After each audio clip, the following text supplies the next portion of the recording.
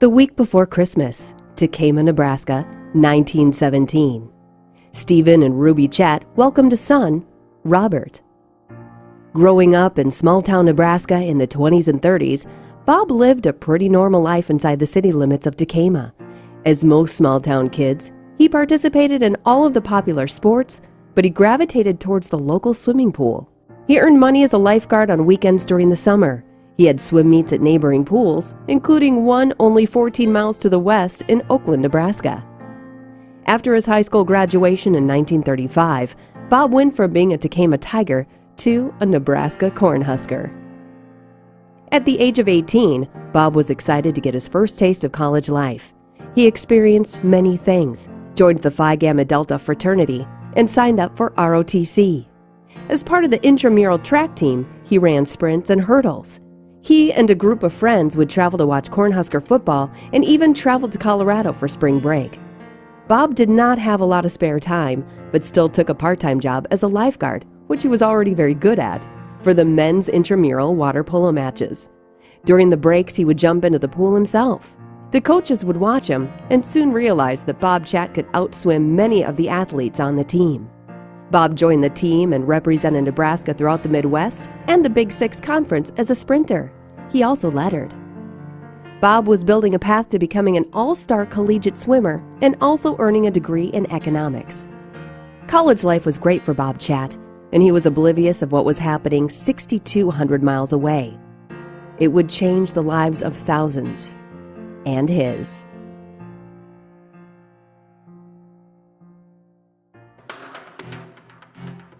In the port city of Kobe, Japan, the Kawasaki shipyard had begun construction on a new project. It was a ship that was the newest, most deadly design that the Japanese naval force had. It was an Asashio-class destroyer. She would be the fourth of 10 of her kind built in just 11 months on the Japanese mainland. The Japanese command had changed its policy of identifying its military ships with numbers. It was named the Arashio. Not unlike the U.S. Navy, different types of ships were named after towns, leaders, or areas of Japan. The destroyer class of ships were named after natural weather phenomenon.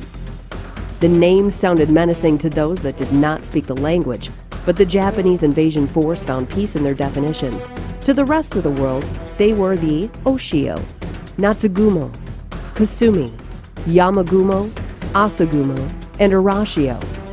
The Japanese to English translation is high tide, white summer clouds, mist of flowers, mountain clouds, morning clouds, and the rough tide. The latest ship was one of the most powerful ships of her kind in 1935. Rough Tide, or the Arashio, was 377 feet long, 33 feet wide, and could float safely in just 12 feet of water. Her deck was armed with 38 various types of guns, 6 torpedo tubes, and 36 depth charges. The Rough Tide moved quickly, pushing her crew of over 200 at 40 miles per hour. Of the 10 Asashio-class destroyers built, only one would survive to see 1945. The Rough Tide launched into the Sea of Japan in 1937. That same year, back in Lincoln, Nebraska, Bob Chatt continued to dominate in the water for the Cornhuskers.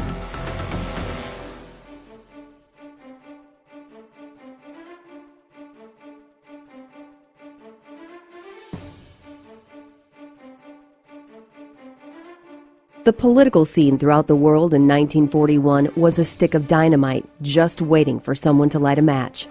Bob's uncle, Orville Chatt, was in the military and recommended his nephew volunteer for service prior to war breaking out.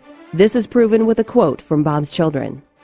Dad would go in as an officer since he had his degree and thought it would be better to choose his own path rather than be drafted and told where he was going. Bob enlisted in the Army Air Corps March 17, 1941. He took a train down to the San Antonio Aviation Cadet Center at Kelly Field, where he would be trained as a pilot. The training took approximately 7 months.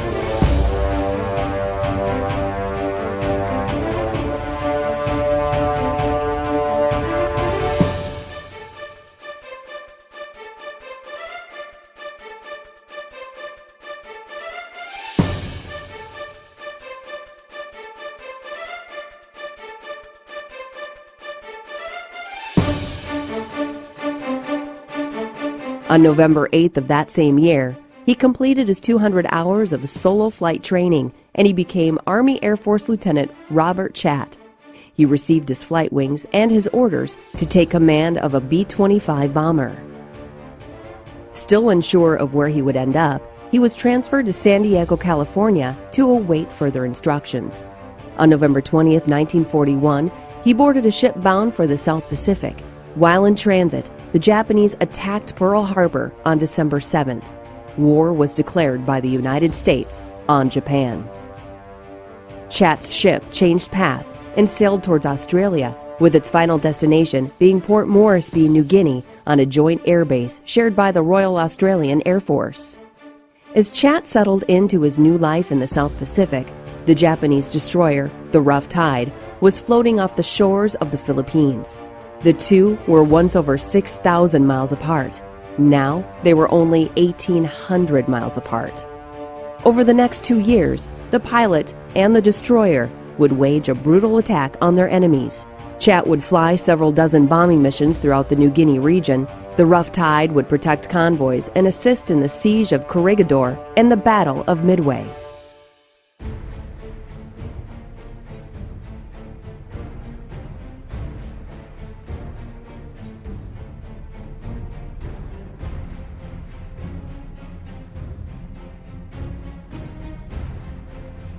This was her technical name when she rolled off the assembly line in Los Angeles, California in January of 1943.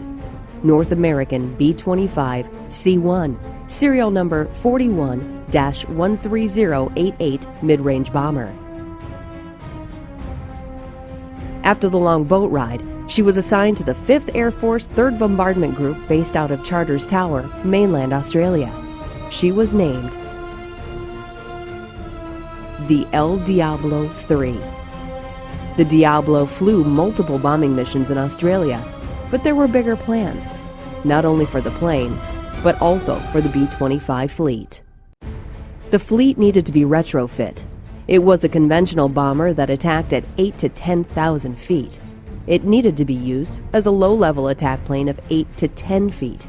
It was called skip bombing, flying in at a high rate of speed very close to the water, releasing 500-pound bombs on a 5-second timer, skipping them off the water and into the target.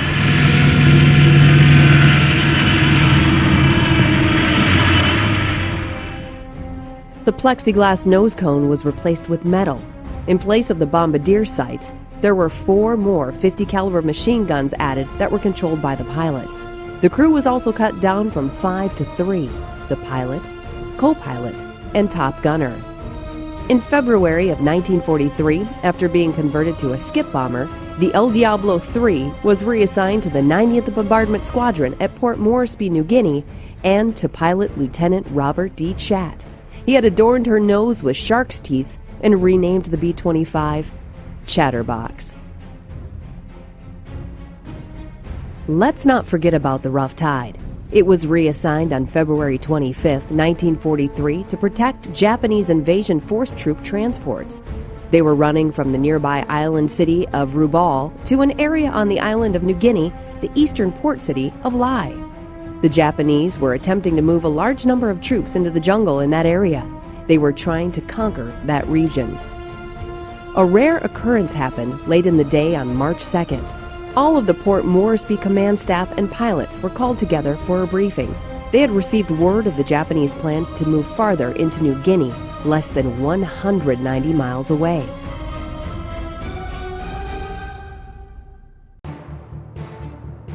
On the morning of March 3rd, the full armament of the joint Royal Australian and Army Air Force prepared to mount an offensive attack on the Japanese convoy.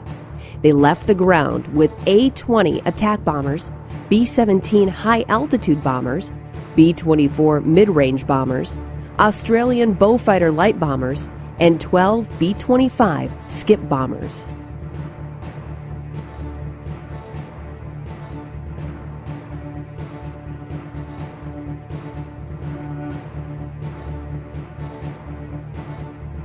Command had one last piece of information for a specific pilot, Bob Chatt. The information was missed in the briefing due to all of the excitement. They tried to contact Bob by radio, but had no success. The information was that Lieutenant Bob Chatt was flying his first mission as Captain Bob Chatt. As the crews rendezvoused over Cape Ward, the weather cleared, revealing the Japanese convoy, which consisted of 7 merchant ships hauling supplies and an estimated 6,000 troops, 6 destroyers, and 2 cruisers. The plan had the long-range bombers attacking up high as usual. This would draw the attention of the ships and fighters. That's when the B-25s would sneak in low and catch them by surprise and unprepared. I could tell you how the battle was fought, but it would sound better coming from one of the B-25 pilots that day. The following is the actual tactical study report filed by Captain Robert D. Chatt that day. This was his first report filed as a captain. Target, destroyer, blue-gray, 1,500 tons, on east end of line of warships that pulled out to meet us. Speed, 35 knots. Evasive action is that he turned his bow towards me. In the past, pilots learned that when ships were confronted by low-flying bombers dropping torpedoes, that ship would speed up and turn the bow towards the plane. It made the ship a very small target. Remember, the rough tide was 377 feet long, but only 33 feet wide, and when sped up, it made the ship easier to turn to avoid the attack. Method of attack? I peeled off about 8 miles from the convoy and started diving, changing our heading at least every 5 seconds. I reached water level about 3 miles from the destroyer. I continued to weave and went in on the ship at 250 to 300 miles per hour, making a bow to stern attack. I stayed a minimum altitude, 10 feet. The reason they attacked the bow of the warship was because it was one of the only blind spots. The ship was covered by weapons on both sides and the stern. However, the bow had one forward-facing gun, and because of its shape and height, the guns could not be brought down flush to fire directly in front of the ship. It created a 15 to 20-foot safe zone above the water. I came in low so that he could not depress his guns down upon me. I believe my guns made a big difference. They were pouring into the superstructure, bridge, and along the deck. I dropped 2 of my bombs early. From this altitude, they skipped once and went into the bow of the boat below the waterline and exploded. The other 2 landed on the deck and leveled everything. Robert Chatt, Captain, Air Corps. The rough tide was fatally damaged, with 72 members of the Japanese invasion force killed. Among them was Commander Kabuki Hideo. Hideo had been with the vessel prior to the attack on Pearl Harbor. The rough tide was now out of control. It crashed into the side of the troop transport, the Nojima Maru, killing an additional 400. The Japanese destroyer Rough Tide sunk later in the battle in 10,000 feet of water.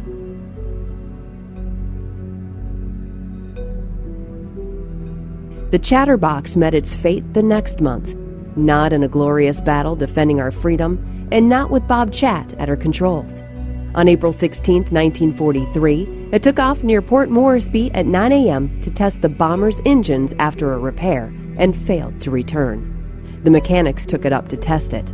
And then while in flight, they feathered the engine at low altitude, hit a tree, and crash-landed the B-25 in a swamp. No one was injured. The plane could not be recovered. She was 4 months old.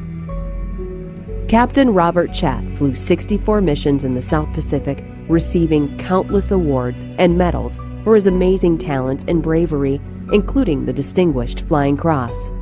He returned to the U.S. mainland soon after the Battle of the Bismarck Sea, as it came to be known. Bob was married, spent time as a flight instructor, and even spent some time at the Pentagon before he returned to Tekamah, Nebraska to farm. He passed February 26, 2011.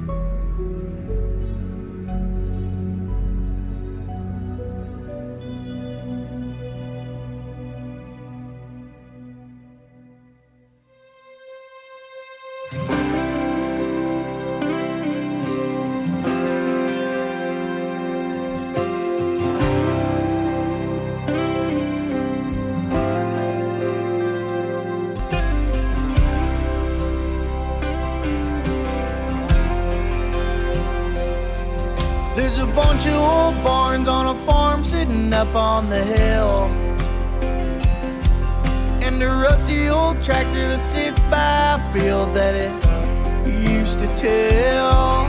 It was a different way living back in their day, when you raised your own food and wore the clothes that grandma made.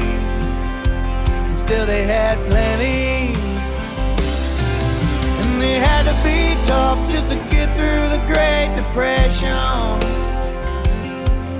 'Cause family's way up, put your heart and passion. To some folks it may seem that we're old-fashioned, the way we bow our heads before every meal and pray. I say welcome to the good old days. Welcome to the good old days. Miss some good old days. Welcome to the good old days.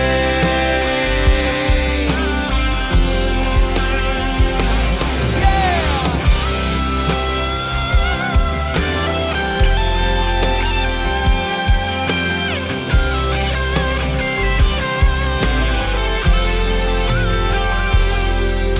Sitting on the shelf is a book I've been wanting to read.